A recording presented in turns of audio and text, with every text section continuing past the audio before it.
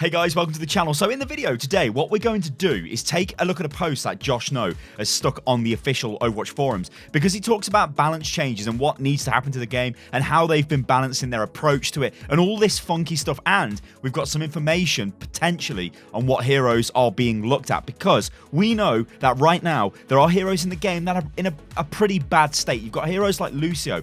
They they basically nerfed his speed back when Goats was really strong, because Lucio kind of enabled that. But now we don't have Goats. Lucio would be an ideal candidate to kind of have his change reverted. And I mean, look at Brig at the moment. There's a lot of heroes who are suffering from things which have happened in the past, which are now affecting them. And Brig's thing is really weird. And then you get on the other kind of side of the coin, you've got Symmetra deleting everybody. Even though she's been nerfed, she's still pretty good. But then Symmetra is just a result of having barriers everywhere, because Sigma's the latest hero. So it's really complicated, guys. Anyway, welcome to the channel. I'm Stylosa. So apologies for my voice, guys. I went to London last week and some absolute asswipe like coughed all over me in the tube. I was like trying to get on the tube. Any of you guys been at it was Old Street station, and I'm like, I tried to get on. It was absolutely rammed. I got on. This guy looked at me and he just went all in my face. I was like, what? Anyway, I've got ill, and I'm going to blame that guy anyway. If I knew who he was, I'd report him to the police, but I don't think that's a crime. Anyway, let's move on. All right, and also enjoy the pork pie gameplay in the background. Oh yes,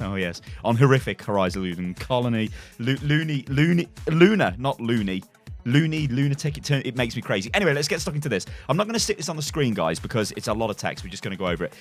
Also, do stick in the comments below heroes that you do think need changing, and buffs you'd like to see, maybe nerfs that you'd like to see. Okay, so this is what Josh says. Now, remember, Josh is kind of, I don't want to say he's come out of the woodwork, but Josh has been pushed forward to a more public-facing position over the recent months. I think he did some stuff with Emong, I believe, on a stream a while ago from the Blizzard campus. So he's kind of out there, and he's talking a lot about balance changes. So it looks like he's kind of stepping up, and this is like one of the developers who's taken over balance for Overwatch, or at least becoming more involved, or at least more public facing. Anyway, let's get into it. So he says, hey there, balance changes take time, and there will be, of course, more to come. So this is confirmation we're going to get more balance changes. Now, that's not a surprise. We would expect more balance changes anyway, but yeah, we want them to make changes. It almost seems at times that we want them to make changes faster to fix problems, because we identify issues and we're like, okay, we don't want to sit here, guys, with this being a problem for 4 months. Like, fix it. And I think they are honestly getting better at doing that, and they do change stuff like really quick. And you've got to remember,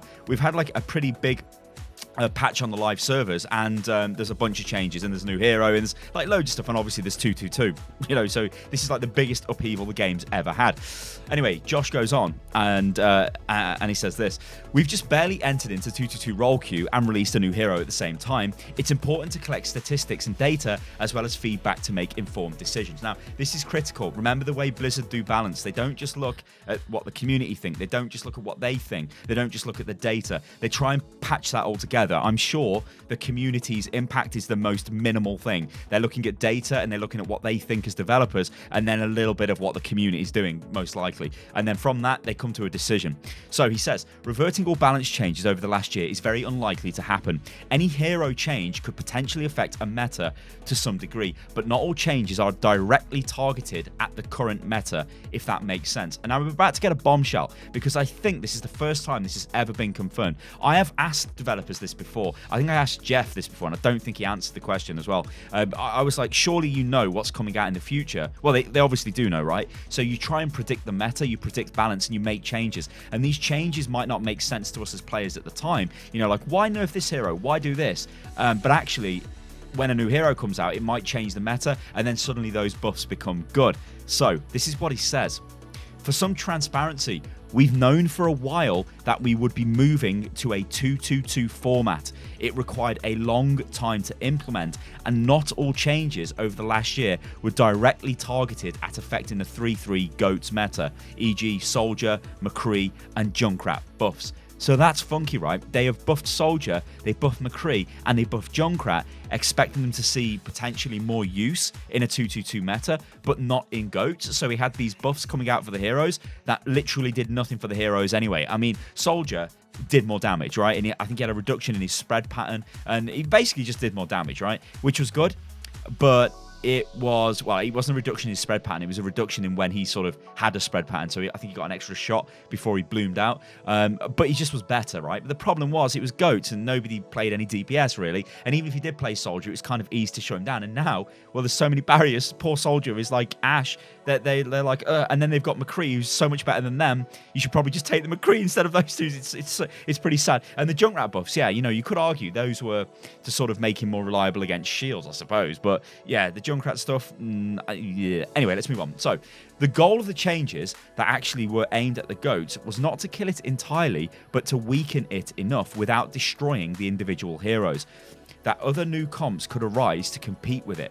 Though it took a long time, with the results of Stage 3, I consider that at least somewhat successful. Even if solutions are hypothetically available, any meta is ultimately dictated by the players. See, that is really interesting, because what happened was when GOATs was on the way out, well, before 222 came in and GOATs was impossible, the Stage 3 of Overwatch League, there was a lot of crazy comps. Like, it was almost like we were seeing a bit of a meta change, which is natural. But the problem we've got as players is we don't play at Overwatch League level, and this is always going to be the issue. The devs need to, you know, they need to watch that. We obviously look at pro meta and we try and work out ways where this can impact and affect our play on the ladder. But it's just like, it was changing, but roll queue was just going to shut GOATs down completely. So, and it was months of GOATs, and it's like, couldn't you have done something before that? And there was one hero who was the cause of GOATs, right? This might sound like, if you play this hero, you're probably like, stop bashing on this hero. But it was Brig. The state Brig was in for so long enabled that meta. Everybody could see that. Brig was the integral hero. You had her, and for months and months and months, it was Brig. I think there needs to be a point where the devs are like, okay, this has been fine for a few months, we need to step in. Because it's not fine, and it was not really an interesting meta to watch. It was to play, though, if you ever got the chance to play it. And I like had I remember when it first started with the World Cup teams. I remember watching the UK World Cup team. All of the stuff they had to do with like fusions and Kib, syncing up the Brig bash, because you could bash through Reinhardt shields at that time, with the Earth Shatter with fusion. So it was like all these cool things. It was really tactical, but from a viewer's perspective, not great. And also, tank heroes were just super strong, and supports with them, they never died, and it was just like, ooh, that's not really, I guess, what the devs wanted Overwatch to be. So you could argue they should have probably stepped in earlier. Anyway, it was an interesting passage there. I'm just going to read it again because it's so interesting. The goal of the changes that were actually aimed at GOATs was not to kill it entirely, but to weaken it enough without destroying the individual heroes. Interesting, isn't it? Because if we talk about Brig now, Brig has been destroyed. I honestly think Brig is the worst hero in the game right now. And for him to say, like, that was we think this has been a good sort of change. I mean, he's not alluding to the fact that, yes, the recent rework to Brig is a result of this, but it's still an interesting thought, right? Because Brig, I am really struggling to see where Brig fits into the game right now, because she doesn't have, like, any kind of, like, her problem is she's going up against Batiste, she's going up against Moira, she's going up against even Mercy and Anna, but Moira and specifically most likely Moira, but Moira and Batiste are pumping out so much healing. Brig just can't do that. Brig has to get into melee combat. Brig has to start smashing. Brig can't actually really protect herself anymore because her barrier is so weak. So it's interesting, right? The Brig changes, so you could argue that she's been totally destroyed, which is unfortunate. But those changes were not a result of GOATs, right? Those were a change of, it was a result of 222, because now you can only have two supports, and the whole thing with GOATs is Brig took over a DPS slot and basically was a support DPS tank all wrapped into one, so they reworked her to give her more healing and less survivability for 222, and we've ended up with Brig just literally, well, kind of doing nothing. Anyway, then he wraps up the post with, aside from meta considerations, it's important to prioritize individual hero balance, which is why we're tuning Zarya and Symmetra damage output. Okay, I mean, Symmetra obviously does need tuning, ladies and gentlemen.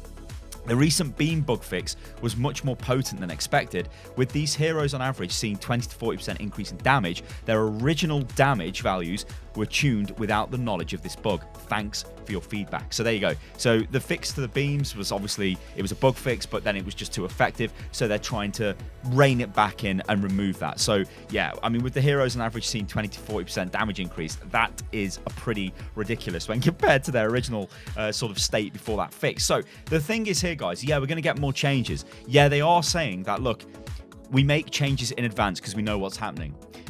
We are also trying to make changes to stop bad things from happening, potentially bad metas like goats. To specifically reference it over and over again, we were doing things to try and get rid of goats, but not just terminate it, but make players think, oh yeah, we can play this and it'll get around goats, and we didn't want to destroy heroes. It's all interesting insight, this is, because you can apply it to other stuff. So when we look forward, what do we see?